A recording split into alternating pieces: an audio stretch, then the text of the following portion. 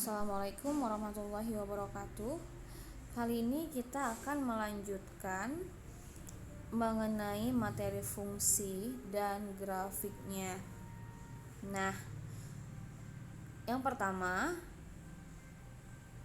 kita masuk ke definisi fungsi. Sebuah fungsi f adalah suatu aturan korespondensi yang menghubungkan setiap objek X dalam satu himpunan atau daerah asal dengan sebuah nilai tunggal fx dari suatu himpunan kedua. Nah, himpunan nilai yang diperoleh disebut daerah hasil. Jadi ada nanti daerah asal dan daerah hasil. Daerah hasil disebut juga dengan range. Kemudian kita harus bisa mengetahui dan memahami bagaimana yang dikatakan dengan fungsi dan bagaimana yang dikatakan dengan relasi. Untuk itu, coba perhatikan pada gambar pertama, di mana gambar ini menunjukkan daerah asalnya atau domainnya A1 dipetakan ke B1, A2 dipetakan ke B3, sedangkan A3 dipetakan 2 kali ke B1 dan B4. Oleh karena itu, karena dia di daerah domain itu dipetakan sebanyak 2 kali pada A3 tadi, maka dia dikatakan bukan fungsi. Ya, paham ya? Bukan fungsi, tetapi dia relasi. Nah, perlu Anda ketahui, yang namanya relasi itu belum tentu fungsi. Tapi kalau fungsi sudah pasti relasi. Coba lihat pada gambar yang kedua. Nah, pada gambar 2 kita lihat daerah asalnya A1, A2, A3.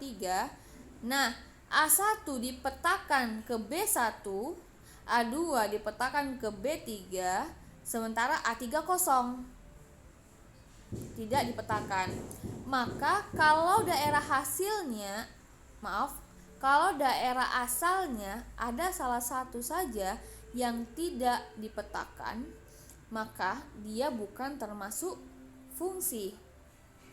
Nah, Anda bisa lihat pada diagram ketiga. Diagram ketiga, A1, A2, A3-nya yang merupakan daerah asal itu dipetakan seluruhnya. A1 dipetakan ke B1, A2 dipetakan ke B3, dan A3 dipetakan ke B4. Maka dia merupakan fungsi. Kalau dia fungsi berarti dia juga relasi. Paham ya sampai sini? Kemudian kita lanjutkan. Daerah asal fungsi itu disebut juga dengan domain. Jadi kalau ada yang mengatakan domain itu berarti daerah asal. Nah, nilai dari variabel bebas X sedemikian sehingga nilai variabel tak bebas fx. Tahu maksudnya? Maksudnya adalah X itu sebagai nilai yang bebas atau variabel bebas, sementara fx itu sebagai variabel yang tak bebas. Oke, kalau kita lihat ke contoh, tentukan daerah asal dan hasil dari G X sama dengan akar 9 dikurang X pangkat 2. Nah, penyelesaiannya adalah di mana df X elemen R, X itu lebih kecil sama dengan -3, X itu lebih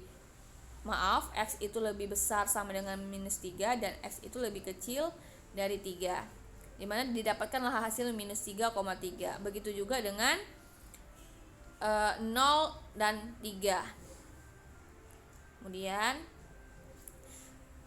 kita bisa menentukan variabel konstanta, koefisien, dan parameter. Nah, di sini misalkan ada suatu fungsi y sama dengan ax kuadrat dikurang 2x ditambah 3, maka yang dikatakan variabel tak bebas itu y, variabel bebas itu x, konstanta 3 dan koefisien minus 2, sedangkan parameter adalah a. Nah, ini ada suatu diagram fungsi. Fungsi itu terbagi 3, polinomial, trigonometri, istimewa. Nah, polinomial itu ada konstan, linear, kuadratik, dan kubik. Di istimewa ada genap dan ganjil serta bilangan bulat terbesar. Kemudian kita lihat fungsi polinomial. Nah, bentuk umumnya. Kalau bentuk umumnya seperti ini itu termasuk fungsi polinomial. Jadi di mana derajatnya n dengan an itu bukan sama dengan 0 atau an tidak sama dengan 0. Fungsi konstan y sama dengan a itu elemen r. Fungsi linear adalah fungsi polinomial berderajat 1. Contohnya itu y sama dengan ax tambah b.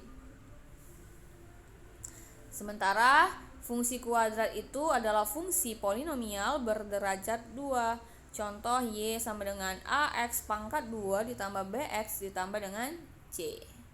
Nah, ada fungsi kubik.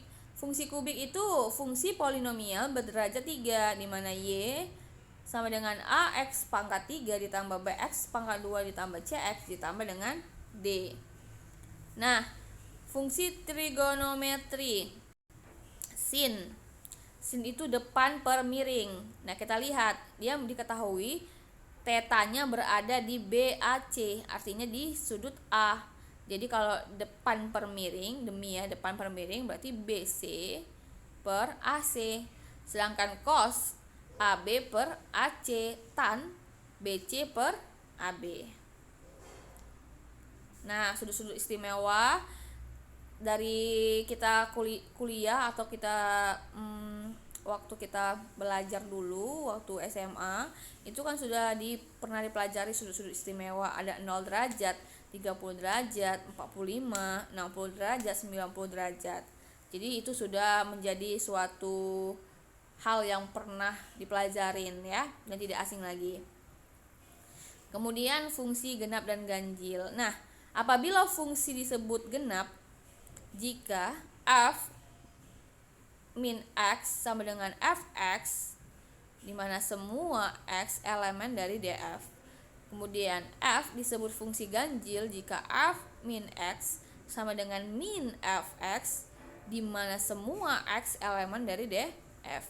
Maka secara grafis fungsi genap simetris terhadap sumbu y dan fungsi ganjil simetris terhadap sumbu x. Nah, contoh genap f(x) sama dengan x pangkat 2. Contoh fungsi ganjil f(x) sama dengan x pangkat 3.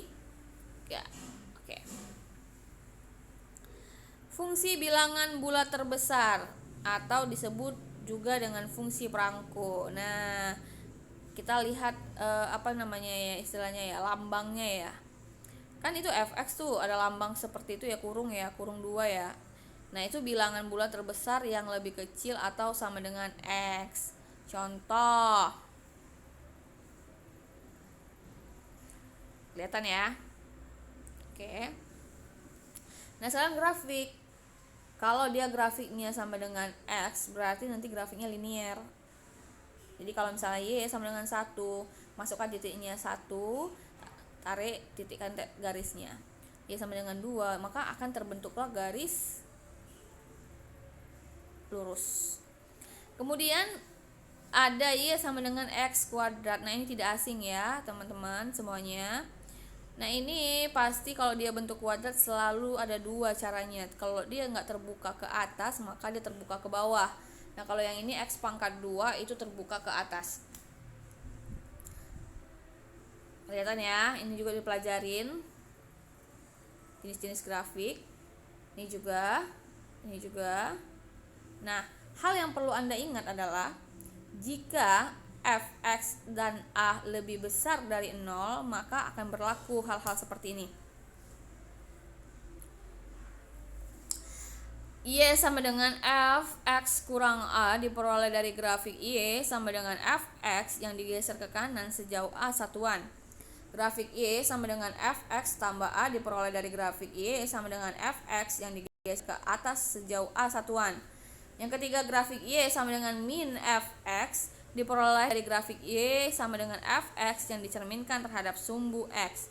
Dan yang keempat, grafik Y sama dengan F min X diperoleh dari grafik Y sama dengan Fx yang dicerminkan terhadap sumbu Y. Oke, terima kasih saya ucapkan. Jangan lupa untuk dibaca modulnya kembali, dipahami. Lalu kita akan buka tugas dan saya sarankan untuk fokus dan tepat dalam mengumpulkan tugas. Terima kasih. Assalamualaikum warahmatullahi wabarakatuh.